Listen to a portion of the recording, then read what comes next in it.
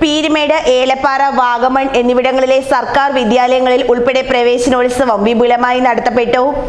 ആദ്യമായി വിദ്യാലയത്തിലെത്തിയ കുരുന്നുകളെയും പുതിയ അധ്യയന വർഷത്തിലേക്ക് പ്രവേശിച്ച വിദ്യാർത്ഥികളെയും വർണ്ണ വൈവിധ്യങ്ങളുടെ അകമ്പടിയോടെയാണ് സ്കൂൾ അധികൃതർ സ്വീകരിച്ചത്.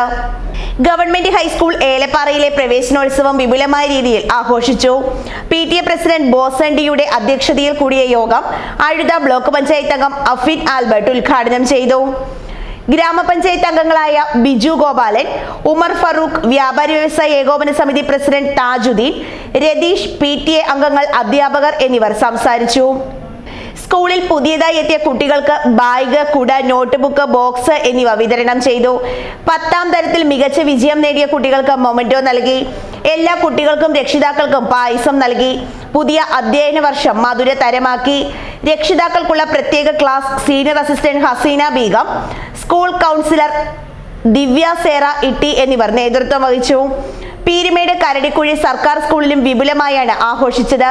വിദ്യാർത്ഥികളെ വിവിധ വർണ്ണങ്ങളിലും പൂക്കളുടെയും പ്രതീകാത്മക ചിത്രങ്ങൾ അണിയിച്ചും മധുര പലഹാരങ്ങൾ നൽകിയുമാണ് സ്വീകരിച്ചത്.